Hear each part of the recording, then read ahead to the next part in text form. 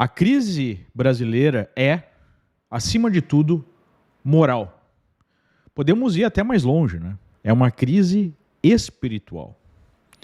Em meio ao maior desastre climático da história do Brasil, que basicamente arrasou o Rio Grande do Sul, o Rio de Janeiro promoveu, com dinheiro público, um show de putaria, transmitido ao vivo pela Globo, nas areias de Copacabana, um espetáculo horrendo ao estilo Sodoma e Gomorra. Abre aspas. Sexo simulado, beijo gay e seios à mostra. Madonna exala liberdade no Rio. Fecha aspas. Essa era a chamada principal há algumas horas no portal UOL, com várias outras coberturas sobre o bacanal lá carioca. Como destaque secundário, a tragédia no Rio Grande do Sul. Aparentemente, havia mais servidores públicos trabalhando no show pornográfico no Rio de Janeiro do que assistindo os milhares de gaúchos esperando resgate no telhado das suas casas, cercados pelas águas, na mais sombria das noites. Eles enviavam mensagens desesperadas para grupos de WhatsApp criados por voluntários. A maior parte dos salvamentos tem ocorrido dessa forma. Em meio aos resgates, já na madrugada, membros de facção passaram a hostilizar e até mesmo assaltar socorristas num dos bairros mais pobres de Canoas. Onde estavam as forças de segurança do Estado? O Ministério da Defesa anunciou que cerca de 1.000 homens das Forças Armadas foram enviados para ajudar nos trabalhos de resgate e acolhimento. Ora, há 360 mil militares na ativa no Brasil. Diante do tamanho da tragédia, não há como mandar mais soldados? Dá uma média de 3 militares para cada cidade afetada pelas chuvas.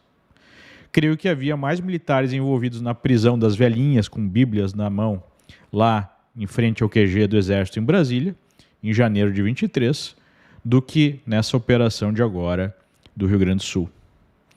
Ainda em Canoas, 9 pessoas morreram na UTI do principal hospital da cidade, depois que as águas tomaram o recinto. Eles esperaram por mais de 8 horas por um resgate que não chegou.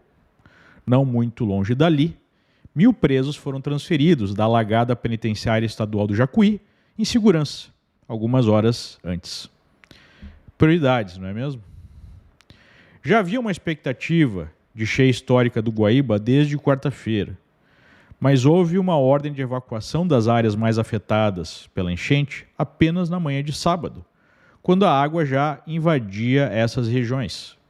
Por que esse alerta demorou tanto?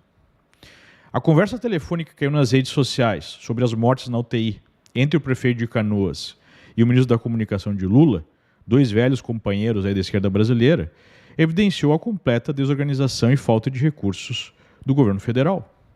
Por que mandar um ministro de Comunicações para coordenar os trabalhos? O descondenado Lula chegou a passar pelo estado e ficou apenas 3 horas para dizer que estava torcendo pelo Grêmio e pelo Inter.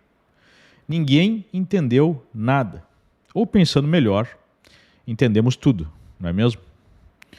O Rio Grande do Sul já havia passado por situações climáticas extremas nos últimos anos, mas pouco foi feito para a prevenção e para aumentar a capacidade de resposta a esse tipo de cenário de guerra.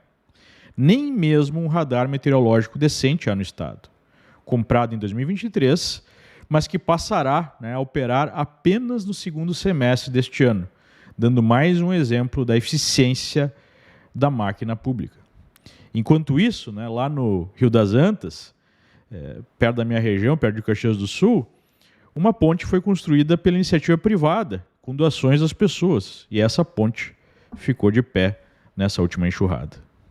Ontem, em meio ao caos e a evidente falta de estrutura mínima de resposta ao desastre, o Ministério da Justiça anunciou o envio da Força Nacional, contando com o expressivo efetivo de 60 bombeiros, 40 policiais, 25 caminhonetes, 2 ônibus, 1 caminhão e 3 botes, segundo a Folha. Os amigos meus que estavam lá na usina do gasômetro, onde se concentrou o resgate, disseram que os militares estavam pedindo para ajuda ali para óleo de motor e outros insumos para conseguir fazer os botes funcionarem. Está cada vez mais evidente que o Estado brasileiro serve hoje apenas ao establishment corrupto até o tutano, cuja única preocupação é extrair o máximo de impostos do povo. Para quem reclamar, é censura e até prisão. Em meio ao inferno brasileiro, apenas as numerosas iniciativas individuais de solidariedade dão algum alento. São milhares de pessoas que estão ajudando como podem, desde aquelas que estão doando recursos até aquelas que estão lá, né, operando o resgate, colocando em risco as suas próprias vidas. Essas pessoas, né, são heróis nessa tragédia. É por esse tipo de gente que vale a pena continuar a luta pela refundação do Brasil.